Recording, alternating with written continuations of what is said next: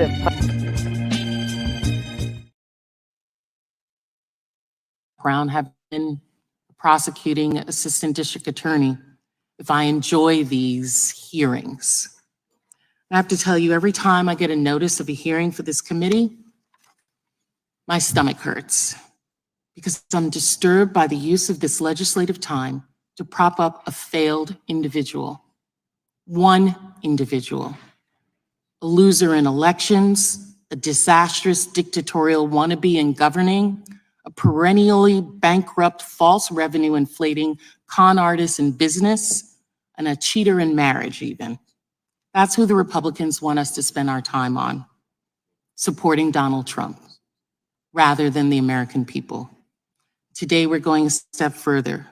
We are somehow having a hearing to protect the gun lobby, to prop up Donald Trump's pro-death agenda, when more than 100 Americans die of gun violence every day. You know, people often wonder with my... Well, that is Representative Stacey Plaskett, who represents the Virgin Islands. And at what point was she wrong? At what point? So this is all Congress has been about for the past almost 4 years. That's all it's been about. Actually, 8 years, going back to his 4 years. But that's the way it is. That is the way it is. Well, welcome to the National Newspaper Publishers Association's Let It Be Known. Despite endorsements and praise from former President Donald Trump, from high-profile African-Americans like Stephen A. Smith, Snoop Dogg, Ice Cube, etc., etc., President Joe Biden continues to enjoy strong support within the Black community, according to new Pew Research Center study. And I've mentioned Pew on this show a few times, and I've always said, of all the studies, for all of the deep dives that anybody takes, and that includes the New York Times and USA Today, it's Pew Research Center who I put the most credence in. And there's good reason for that. And if you understood what the work that they do, you too would put a lot of stock in what they put out. They really vet and take deep dives. When people do polls, 80% said this, whatever, and you find out they only interviewed 10 people. So, Pew, we're talking hundreds of thousands of folks. But an early look, they did a study called An Early Look at Black Voters' Views on Biden, Trump, and Election 2024.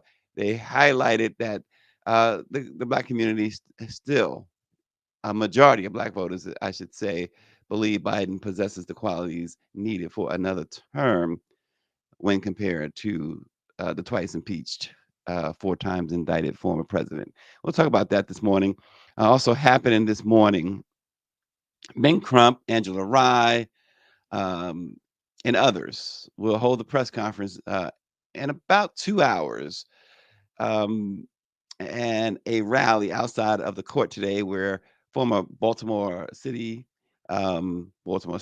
prosecutor Marilyn Mosby is expected to be sentenced on fraud charges. Something about that too came to my mind, and we're going to talk about it later, but I got to thinking, Marilyn Mosby was the other day, she sat down and she was pretty much pleading with Joe Biden.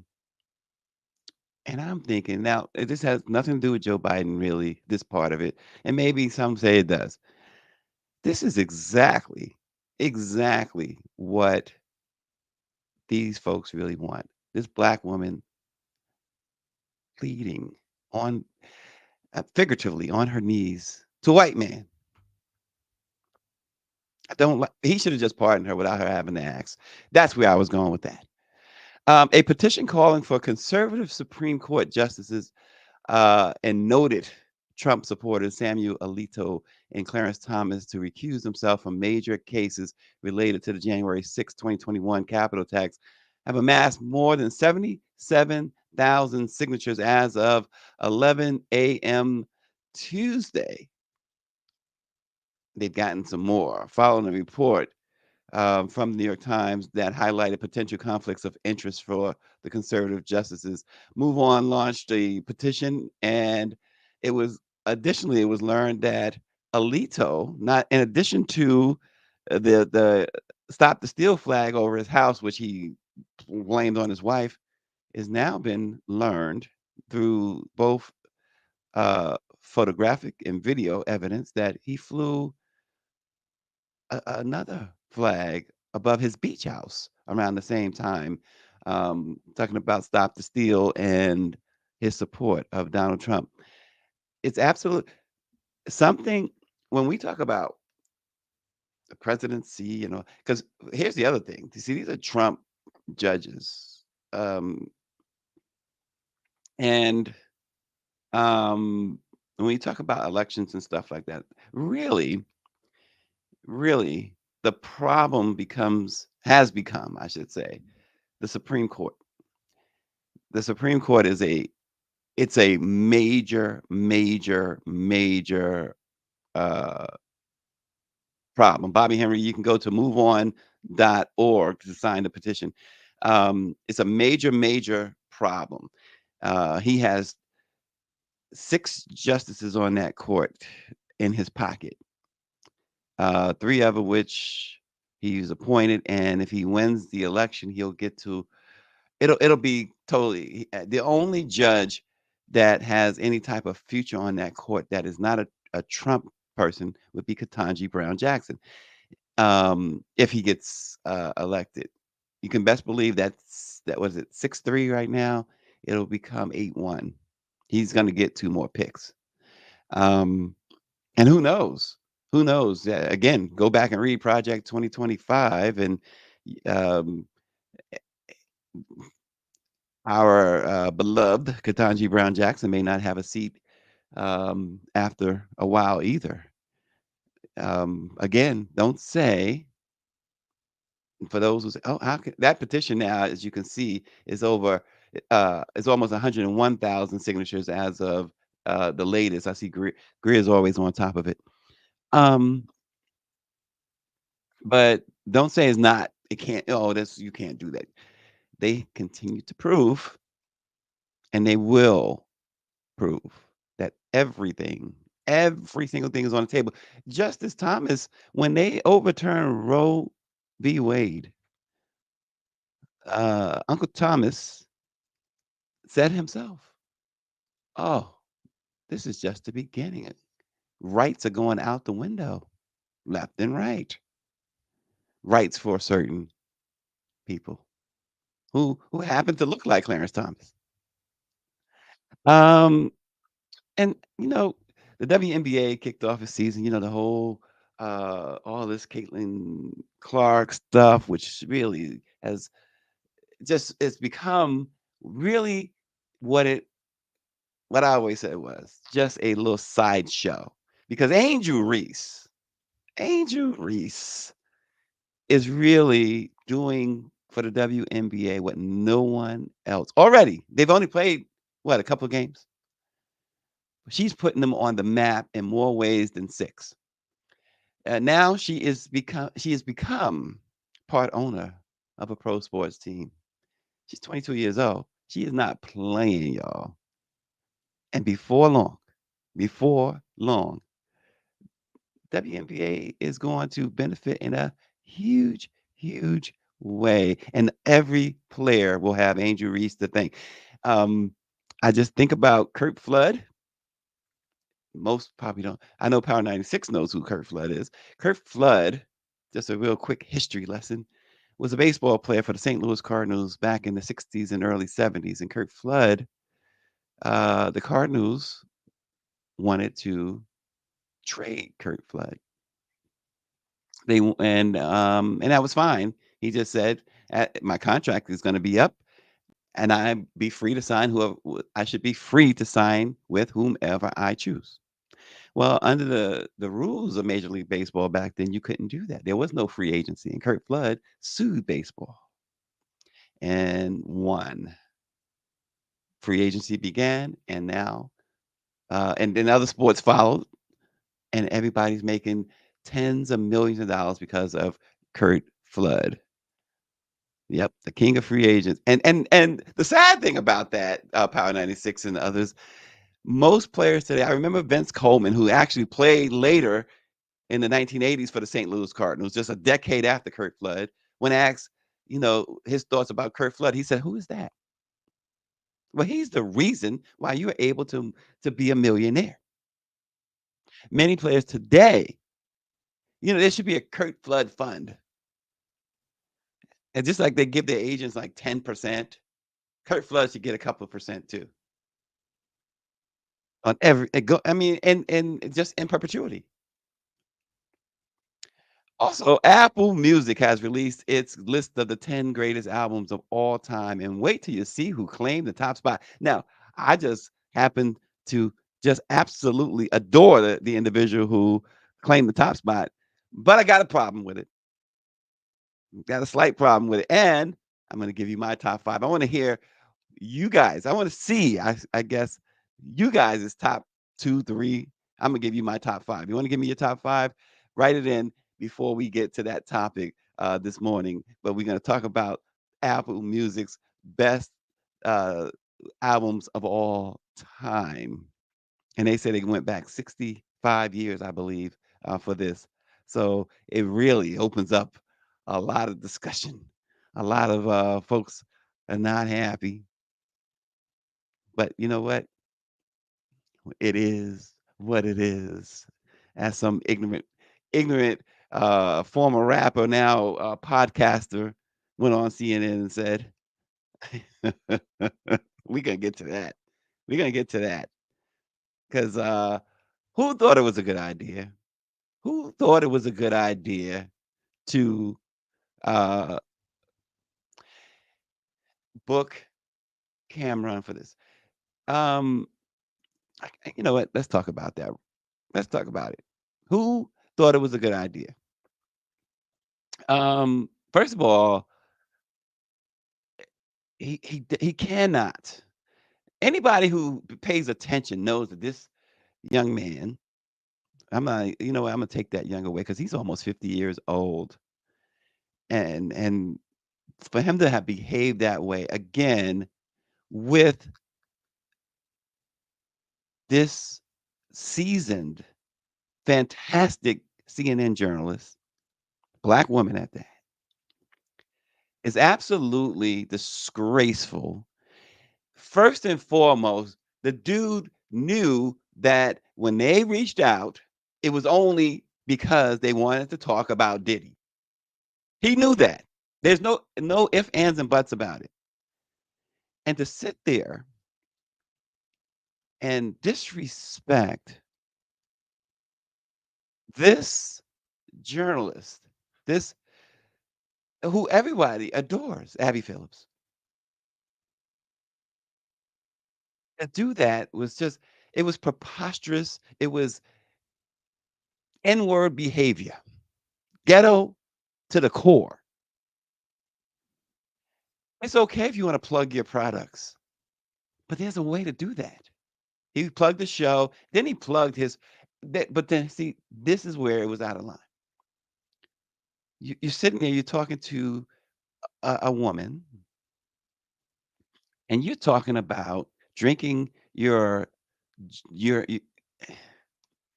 whatever thing concoction you created that works like Viagra for you, and right in her face, "I'm gonna go get some cheeks after this." It is just there's no rhyme or reason for that. I mean, everybody wants to have their viral moment, and that includes Camera. It was just so disrespectful. I don't think Mike V. See, that's where you're right, but you're wrong on this, Mike V. Let me say that he said they should stop ambushing black men about Diddy. So they didn't ambush him. Those producers, I've been on CNN many times. I've been on NBC and ABC. I've been on Good Morning America. Those producers call you up and they go over with you exactly what the host is going to ask. They never fail to do that. When they reach out, Cameron knew, "Oh, you going on CNN?" Somebody said, "You going on CNN, Cameron?" That didn't work that way. CNN called, they want to talk about Diddy. That's what they said to him. And they put him in touch, either he directly with a producer or or his publicist or whomever, and they went through the questions. And this ignorant dude disrespected her in a major, major way. And then you think about it. She's asking him about Diddy clobbering, beating down a woman, and we know about all of the sexual assault allegations. And you're gonna talk about you drinking some sort of juice in which you going to have sex right after in her face in a topic like that? It is highly disrespectful. And if he was smart, oh, I saw some comments. Oh, yeah, he played them because he pushed his product and his show. No, he didn't. He played himself because if he'd have done it right, act like somebody who had a little modicum of sense, he could have made a more of an impact with his pushing his show and even pushing his drink. Those viewers are not going to buy his product. Exactly. CNN viewers are not buying his product. No. He should have gone on BET or something with that. I mean, come on. And Mike V says, "Who made Cameron the spokesperson for the domestic violence?" Though, and again, I don't think that's the point. The point was the network getting somebody that was close to Diddy or is close to Diddy. Now, Cameron said he wasn't that close with Diddy. He's a hip hop artist. We know that Mace was signed. His partner Mace was signed under Diddy. There's a connection. There's a direct connection to Diddy with Cameron. This was about getting um, somebody there. And Grit says the network set Abby up, and that's a possibility as well. But for him to carry this out, for him to do this, he could have done. Okay, he could have told her, "Listen, Abby, with all due respect, had no idea that they wanted me. I don't want to talk about Diddy. I didn't know." He didn't have to disrespect her like that. He didn't have to disrespect her like that. Um, and Greer says they wouldn't put him on one of their white journalists. And yeah, again, they're looking at optics and stuff like that. You know, black folk. They love black folks talking about black folks as crime. There's no question about it. There's no question about it. And it just happens to be a black woman. Why not? Don't they have? Do they have any black men left at CNN? Um, Power 96 says, I bet the feds were looking at that interview. Cam might be under investigation next. Um, yeah, I can't disagree with Grit. She says they probably knew he would do that or something like that. It was so disrespectful. So disrespectful. Um, there's no way around it. And if I'm Abby, I'm mad at CNN just as much as I'm mad at Cameron. And speaking of Diddy, how about this? Shaka Khan's daughter, she lashed out at him. She went in his comments. And remember, Greer pointed out that he still has his comments open because he's such a narcissist.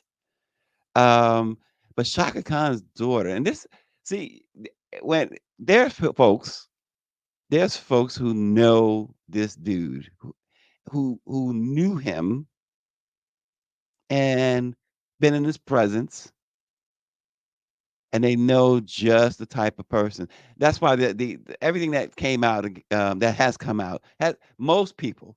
In fact, I haven't heard anybody say they were surprised. But Shaka Khan's daughter noted that he had disrespected Shaka Khan in the past. She recalled the incident. Indira Khan recalled an incident when Diddy disrespected Shaka Khan, got in her face, and publicly disrespected her, yelling and screaming like a lunatic, she says.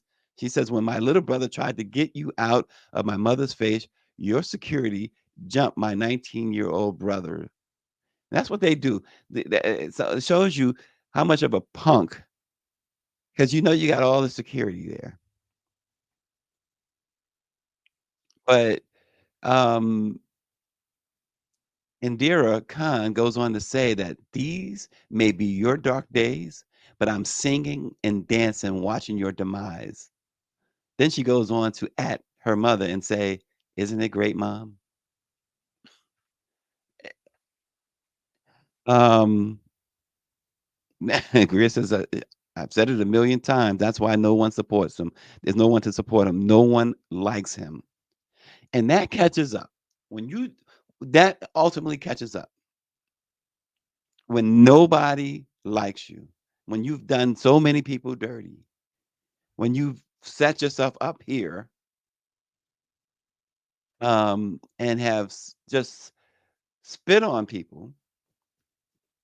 I mean, it's one thing to claw your way and be, people expect cutthroat, but this guy apparently, from all accounts, is just a nasty human being. And I don't see anybody even. There's not even an inkling of anybody saying cut him a break or whatever. That's the thing that I go back again. That's why Michael Jackson was acquitted in his trial, because he was so beloved in that community. He was so beloved in the Santa Ynez Valley in Santa Maria where they held the trial. Prosecutors didn't realize that. Nobody realized. His family didn't realize. They knew that this is a guy who had tens of millions, hundreds of millions of fans everywhere. But within that community, that enclave up there, what they didn't know, this guy would go into all the Michael Jackson go in all the mom and pop shops over the years, him at Neverland, and patronize these people, chat with them, made them feel that for sure he was part of the community. Opened up his ranch to the local school kids. They took school trips there or whatever. I know, I know that sounds, but um, the point is those folks was on the jury. They were never going to even a teacher, a high school teacher of the lead detective in that case was on the jury, and they thought they had him. They were never going. People loved him. Did he goes to trial? That trial's over in a day. Guilty, guilty, guilty. Speaking of Power 96, Louisiana has a law that eliminates parole for new prisoners beginning in August. The governor signed that and a host of other bills that will ensure that once you're locked up in Louisiana, you will stay locked up in Louisiana. And we know the vast majority of those in Louisiana, in all jails and prisons, really, but in Louisiana, are Black and Latino. And Louisiana is home to the infamous Angola prison. What's worse about this law is victims, yes, victims of domestic violence, human trafficking, and sexual assault who take revenge in any way against the abusers also will not be offered parole. Look, they are doing things even before, if Trump were to get into office, even before these so-called red states, these GOP, these MAGA folks, uh, they want you, Black and brown folks. See, this is when y'all say, "Oh, we could never go back to slavery days." Well, prison, especially in Louisiana, especially in Mississippi, Angola, and Parchment in Mississippi, those are they were built on slave farms. They were slave farms, and what they do is enslave those folks, work them to death, beat them, whip them. Everything's like slavery. And yes, he says Louisiana has a segregationist as a governor, When people don't vote, you get Confederates in office, he says. Despite endorsements and praise, again, like we said, from for Donald Trump, from high profile, misguided Stephen Smith and other Stephen A. Smith and others, Biden continues to enjoy strong support within the Black community, according to Pew Research. This study called "An Early Look at Black Voters' Views on Biden Trump in Election 2024" highlighted the trend, showing that a majority of Black voters believe Biden possessed the qualities needed for another term. The study revealed that 77% of Black registered voters prefer Biden over Trump. However, researchers did note that Biden's advantage among this group is not as wide as it was 4 years ago, an indication of a slight erosion of support. The study also revealed that 83% of Black registered voters identify with or lean toward the Democratic Party, which is down from 88% in 2020. So there's where they have their problem. And there again is where uh, this administration, as much work that they put in to the Black community, doing things for Black and brown folks, great legislation that benefits um, Black and brown folks.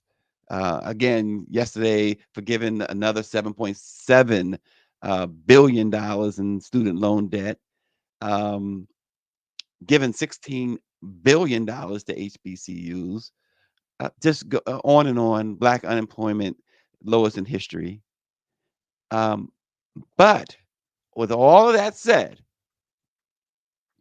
they are still having difficulties with their outreach to African Americans, and part of that is they're not speaking directly to them. And how do you speak directly to them?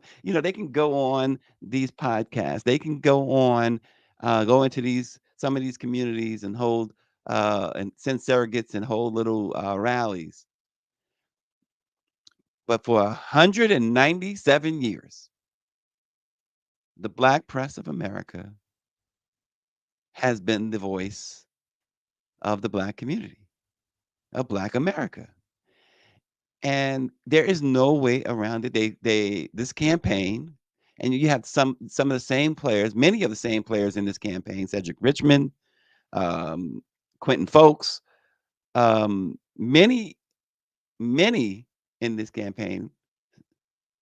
It's the same folks from 2020 who realized what I'm saying. And what did they do? There was, y'all heard me talk about it before, so I won't belabor it. There was a meeting in Charleston. I keep saying Charlotte, Charleston, South Carolina, with Dr. Benjamin Chavis and a whole host of Black publishers and Black journalists from the National Newspaper Publishers Association.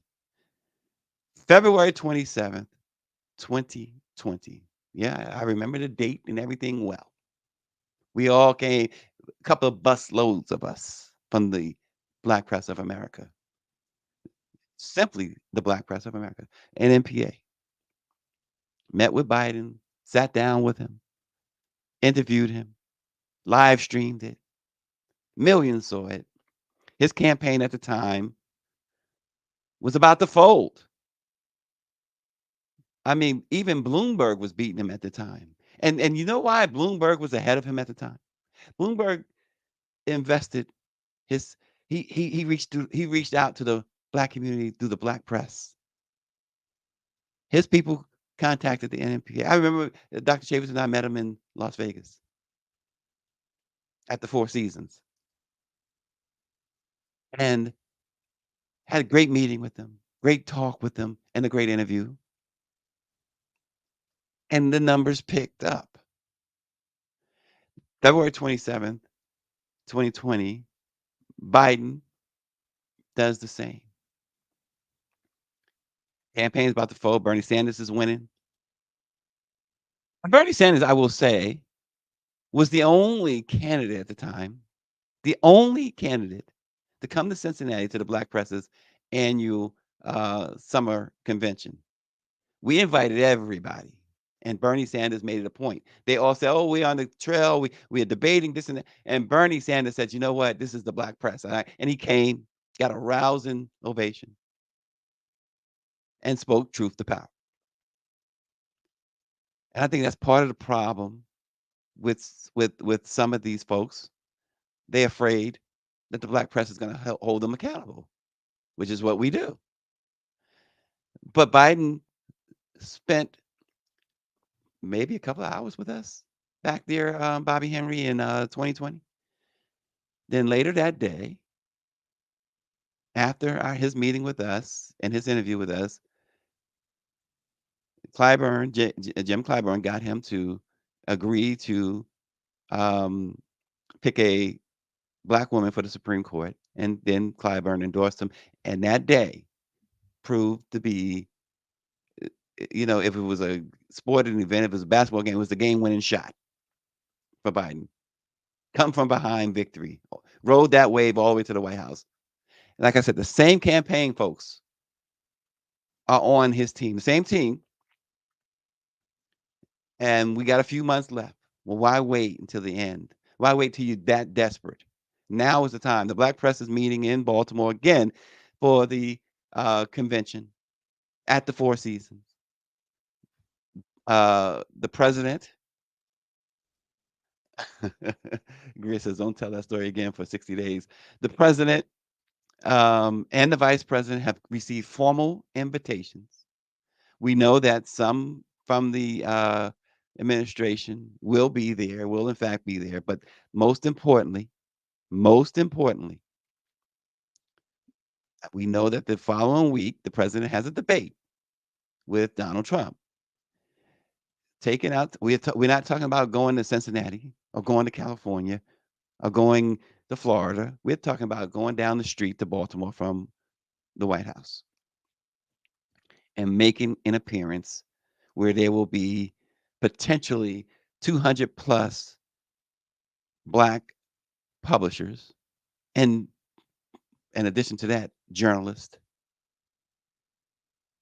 where you can have a direct, you can't buy that type of advertising.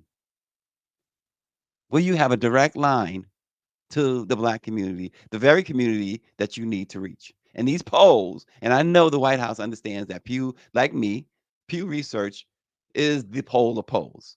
Y'all can talk about everybody else's polls. That's the poll to look at. So you lost 5 percentage points of the Black community that you had 3.5 years ago.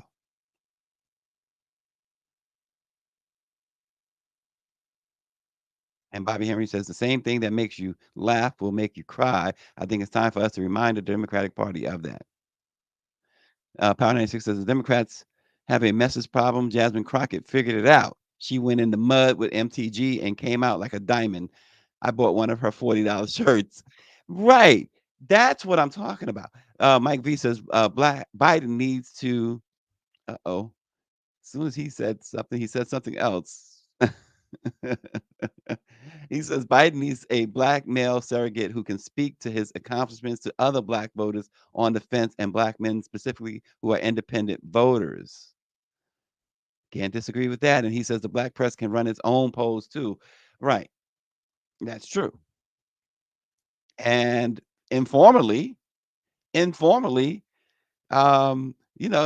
to folks, we see that the Pew Research poll is the poll of polls. It's right. It's accurate. That's what we would find. And Bill Clinton had to find out in 1992. We gonna talk about that at another broadcast. But Bill Clinton had to find that out in 1992. Yep, Greer says we've been out in those streets. But Bill Clinton, we were in fact in 1992. The NMPA had its convention in Baltimore during the Clinton run for president. Clinton had agreed to come and speak and address the Black community through the Black press and address the Black publishers there. Then he reneged at the last minute. And boy, Oh boy, did Philadelphia Tribune publisher Bob Bogle and Defender Network CEO and publisher Messiah Giles, boy, did they held a press conference and did they hand Clinton his head. And they let him know that you need the black press to speak to black folks, the black folks you're trying to reach. And Clinton, realizing the error of his ways, realizing what was at stake, later invited the black press to a meeting, and then fulfilled some of the promises he had made. And we know Clinton became a two-term president. So, uh, critical times, if you feel is that critical, if it's important to you at all, talking to the Biden campaign,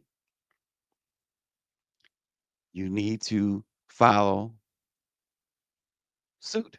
You need to be there uh, in Baltimore next month. Marilyn Mosby, this morning, is going to be sentenced, and it's still a possibility that she can that she can get as much as 40 years in prison. Civil rights advocates, led by attorney Ben Crump, Angela Rye, and Monique Presley, are going to hold a press conference at 9:40 Eastern Time before she is to be sentenced this morning.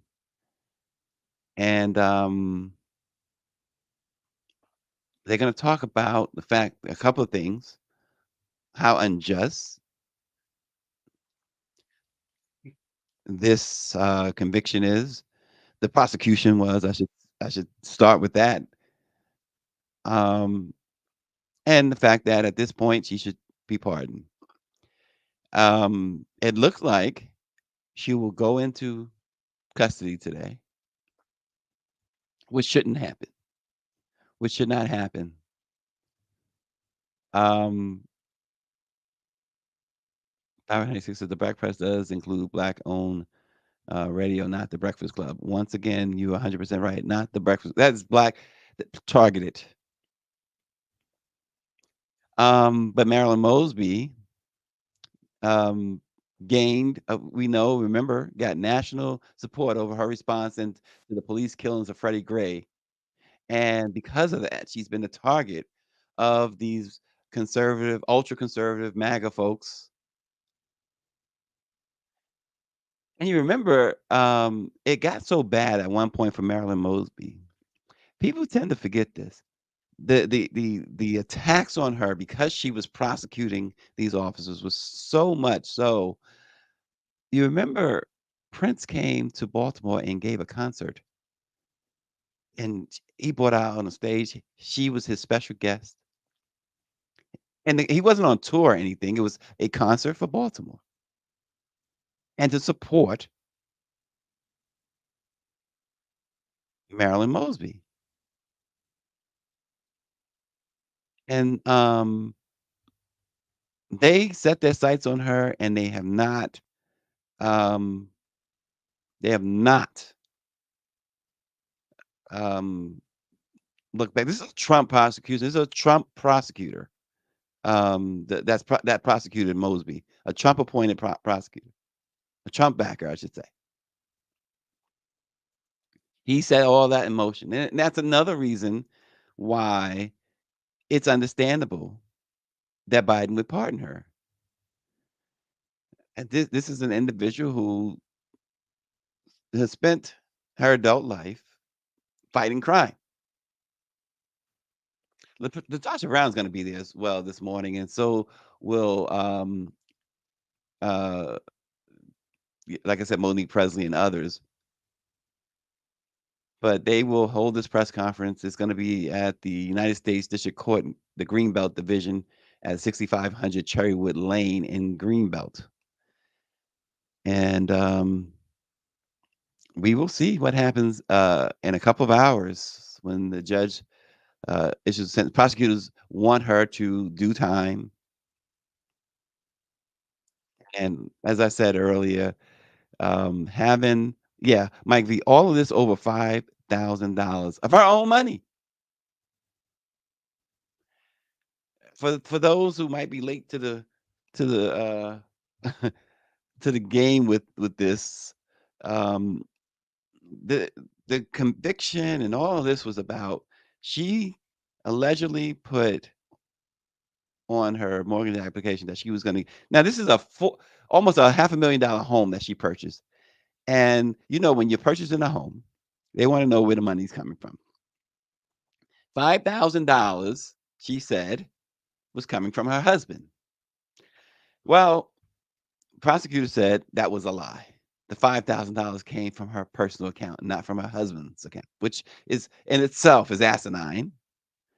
But no matter how you twist it, it was her own money. She is facing years in prison, and a so-called crime. You talk about victimless crime. This is why it kills me when folks say, this thing with Trump is really no victims. It is victims there. They can defend that. They can't defend this. This is totally victimless. The mortgage. She didn't cheat the mortgage company out of money. She paid the money. Now, if she said it came from her husband, the $5,000. And it took she spent a couple 100,000 closing it. So $5,000 is pittance. And she said it came from her husband. Okay, say she did lie and say, okay, I got the five. We don't condone lying at all. But come on, but it underscores that what this really is about. And Power 96 says, "Where are the black politicians? The MAGA Billy politicians went into the courtroom for their orange messiah." You're 100% right. You're 100% right. Um, I know they look at this as a hotbed political issue, but the big question, former prosecutor, first vice, first black woman vice president, where's Kamala Harris? Where does she stand on this? Where does she stand on this?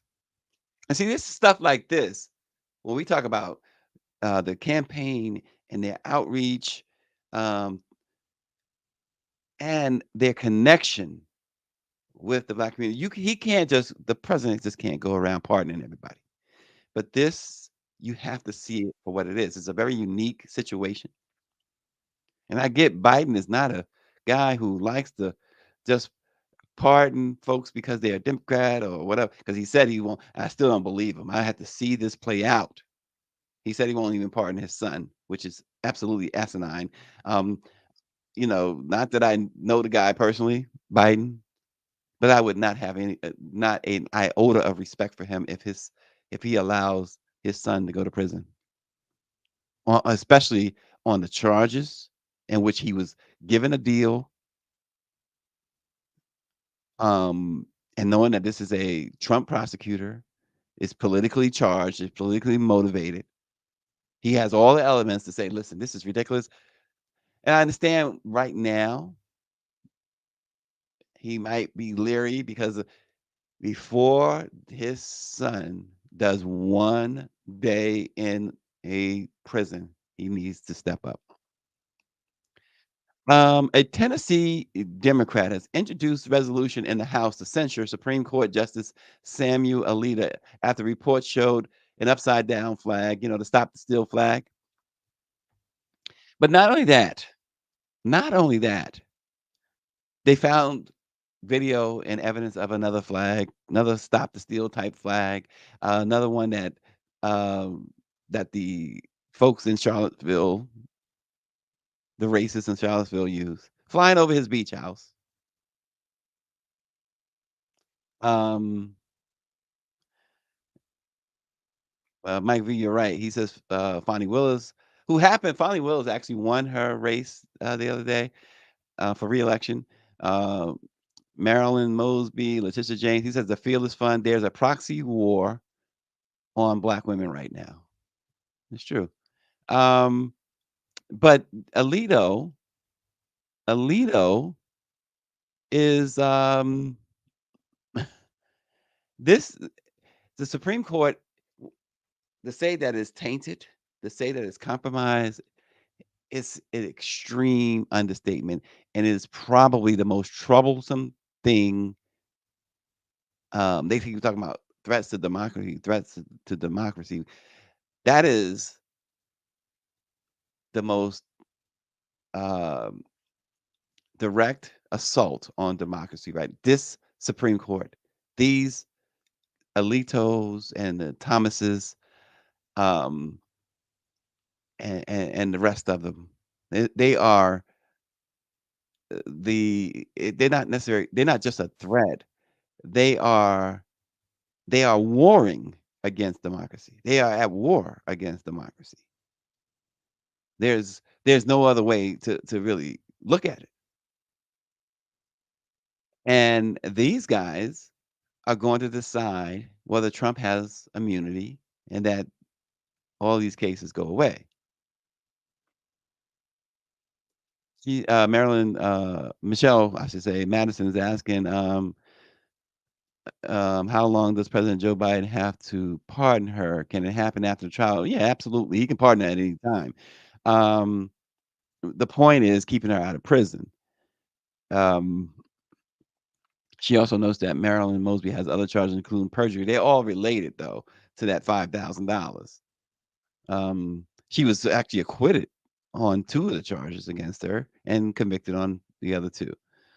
Um, but this stuff with, the Supreme Court justices, wow, just wow. It's again, when they say this, that democracy is under attack, these are the guys who are helping to lead the, assault.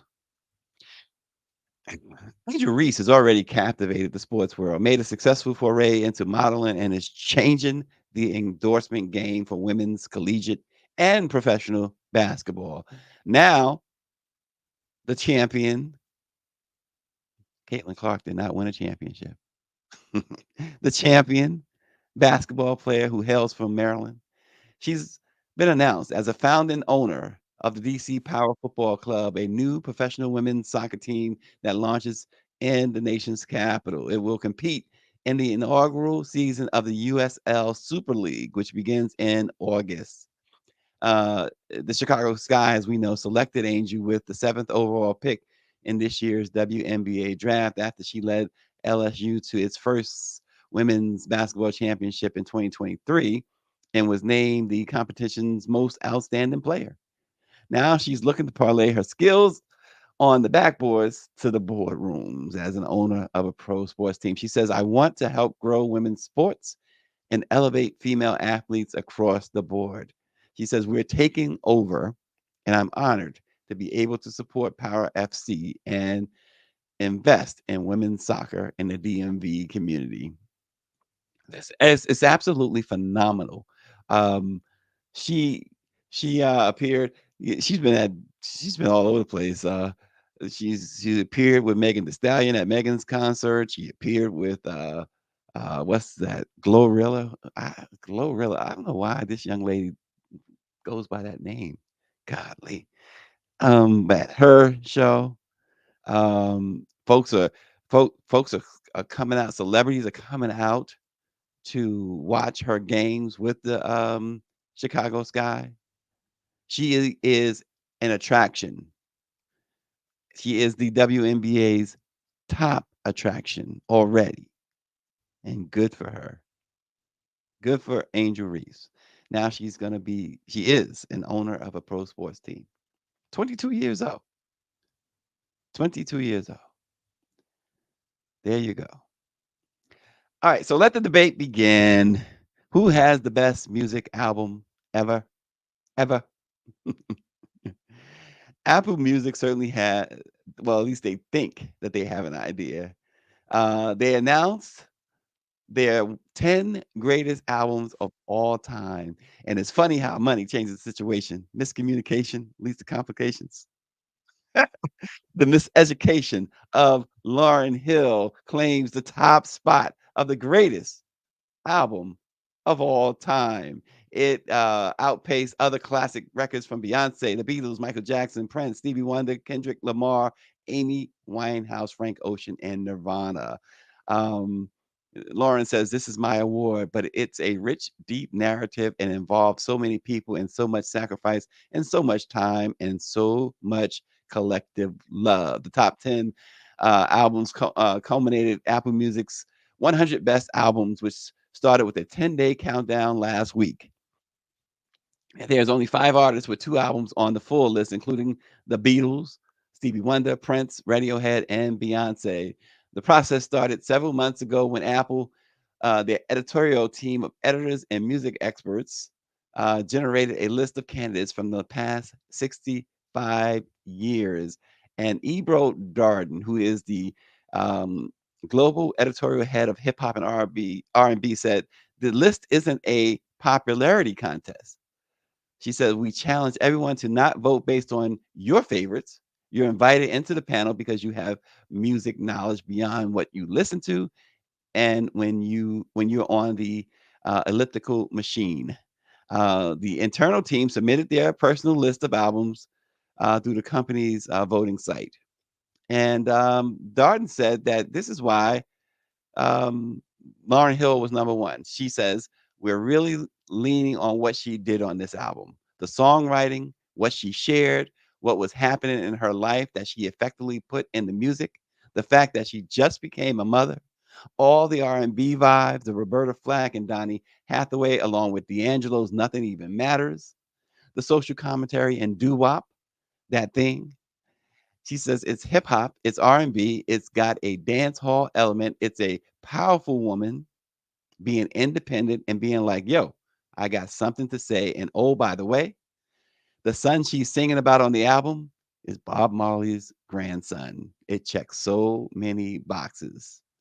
And behind her, number 2 was Michael Jackson's Thriller. Number 3, the Beatles' Abbey Road. Number 4, Prince's Purple Rain. Number 5, Frank Ocean's Blonde. And Stevie Wonder's "Songs in the Key of Life" was number 6, followed by Kendrick Lamar's "Good Kid, Mad City." Amy Winehouse's "Back to Black." Nirvana's "Nevermind" and Beyonce's "Lemonade" rounded out the top 10. Um, Power 96 says, "No disrespect to Miss Hill, but I don't put stock into Apple. They probably think Elvis is the king of rock and roll." Um, so,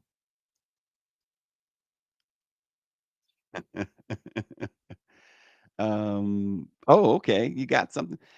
So, okay, I'm gonna tell you my top 5. I was looking for your top 5, and nobody else gave me a top 2, 3, or nothing. So mine's number 1 would be Prince's "Sign of the Times." Number 2 would be Thriller. Number 3 would be The Miseducation of Lauryn Hill. Number 4 would be Songs in the Key of Life.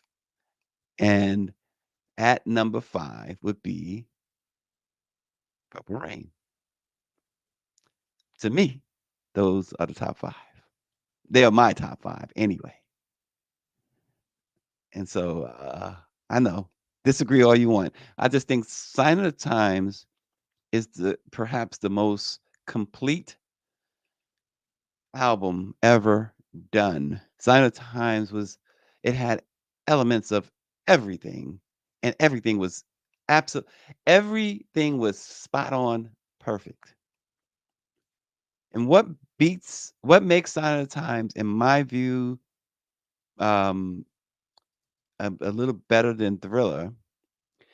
With Thriller, you had a lot of elements. You had the rock element with "Beat It." Of course, you had the great Billie Jean. But they had a couple of "The Girl Is Mine" is kind of sappy, if you ask me. Um, "Baby Be Mine" was like a throwaway. Um, But other than that, I mean, yeah, I'm not dissing in any way. Thriller, you can't is an album that can't be dissed in any. But Sign of the Time, the music, of course, Prince played every single instrument, engineered it, and everything else, and everything was so crisp. It was the most crisp album that you could ever hope to listen to, and he just showed out on Sign of the Times, much more so than Purple Rain. I think Purple Rain endears so many people because of the movie, because of the time. But that Sign of the Times album was a work of genius. It's really, I mean, Songs in the Key of Life was a work of genius. But just like that, Sign of the Times was also a work of genius. And just had more elements there than any other album.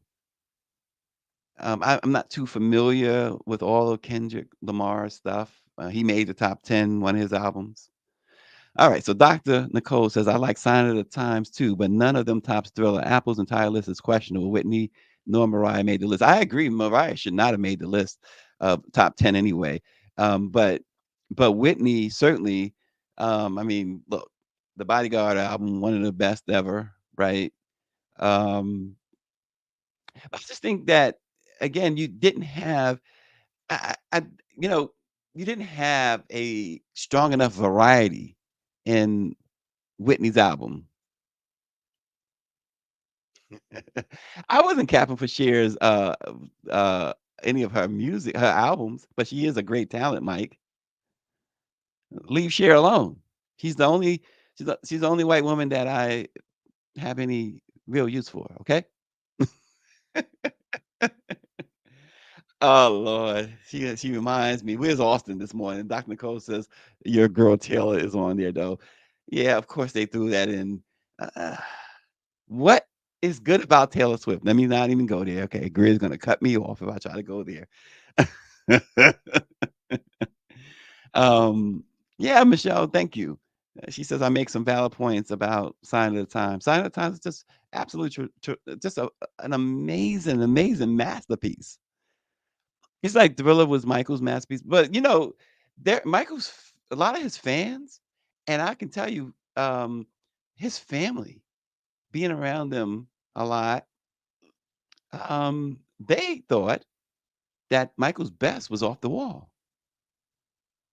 and, that wasn't in the top 10. It certainly could have there's an argument to be made about Off the Wall. So, any list. I will tell you, it's a lot better than Rolling Stone's list, that's for sure. It's a whole lot better than Rolling Stone's list. I don't like the fact that the young lady from Apple, um, when she talked about Lauryn Hill, talked about things outside of the record. Bob Marley's grandson, because she's, mom, blah, blah, blah. That has nothing to do with what, maybe it has something to do, but to me, that's just it's like it's like background stuff. It's background noise. David says there's no greater album than Songs in the Key of Life and then Talking Book. Talking Book. It's another one. Um, but Power 96 is just remember Nicole is the only white woman that OJ had feelings for. You better run from Cher. No, I think OJ was white women all the way. He was all 100%. 100% white women. I mean, that dude. But yeah, songs. Yeah, look, if Songs in the Key of Life was selected number one, you couldn't argue with it. You could not argue with it. I'm not arguing with Miseducation being number one.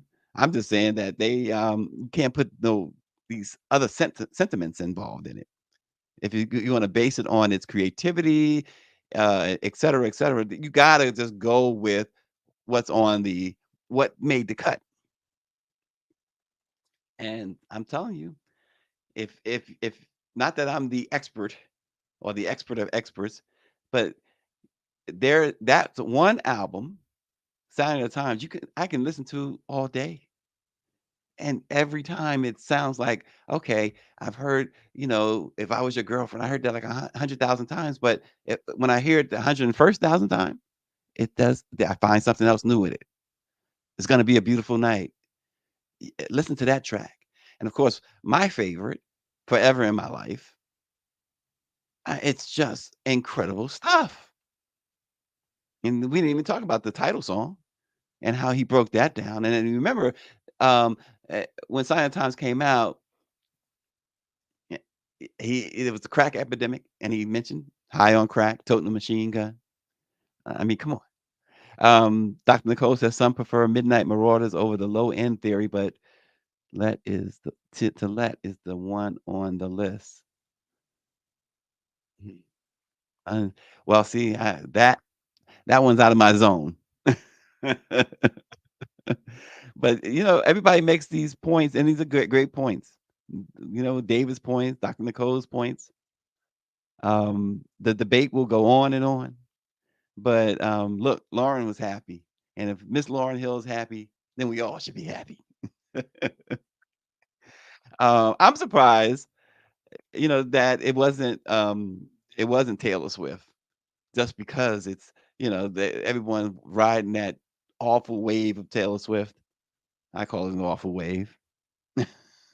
I'm surprised, but whatever, whatever. So we got a little flashback. So let's go to our flashback. Reports that the governor refused to come because Lenore Fulani would be on the podium alongside him. I don't know that to be a fact since I didn't hear that from the governor, but I do know that that was a serious concern that he had. I do also believe that would be an affront to an African American that he would not appear, and to a black woman in particular.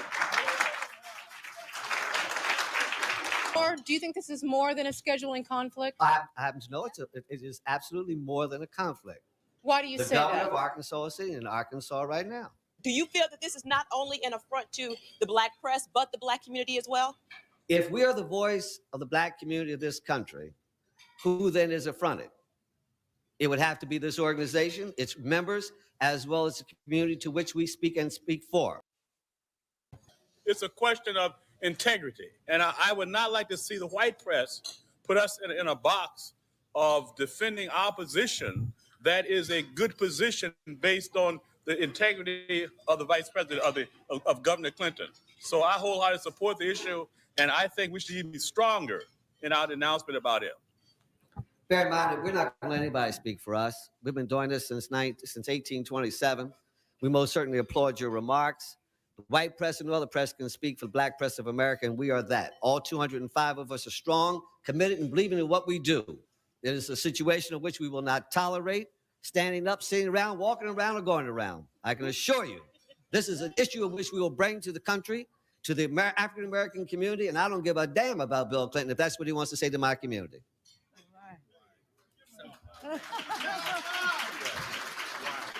That was Bob Bogle. We recently spoke to Bob Bogle and Sonny Messiah Giles. This is the press conference we alluded to earlier. That is the black press of America, and those are the voices that. Yeah, David, I loved it too. Greer dug that out of the archives from. I don't know where she found it, but she found it, and we're gonna do more on that in the days and weeks to come. But that happened to have been in Baltimore at the NMPA's annual summer convention, and we will be in Baltimore again next month. And hopefully, Bob Bogle and Sonny Messiah Giles and others won't have to have a press conference wondering why the heck Joe Biden didn't show up. We will see. They were not playing, and believe me, Mr. Bogle and Sonny Messiah Giles are even more fearless today as they were in 1992. And that is in the spirit of the black press of America. Yes, Power 96, he laid it down. Salute to him. He says, we need that type of energy now. 100%. 100%. So we'll see what happens. We'll keep you posted. Some of you might be coming out to Baltimore to the Four Seasons and joining us. You're welcome. And we'll see you again tomorrow. Thanks for joining us. And go again, like, subscribe to our YouTube page. And we'll see you again tomorrow. Thanks for joining us.